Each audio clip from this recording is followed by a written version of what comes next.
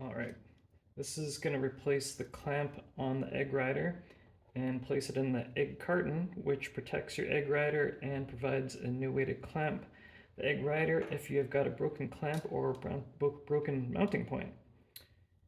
So we're going to push this pin out using something sharp, such as the screwdriver that's been sharpened. Pop that out. From the other side, grab with some needle noses. Bam. Alright, we place it in the egg carton. And then, obviously put this on your handlebars. And you want the long side of that saddle to go at the top where the threaded insert is.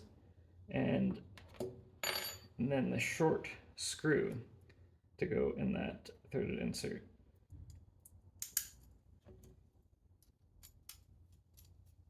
And then if this was on the bar, we just tighten it right up. And the long screw goes in the bottom hole. Now that goes through the plastic here to your Eggrider, which has got a threaded insert in it.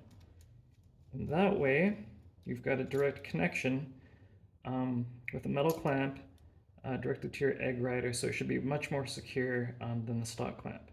Thanks for watching.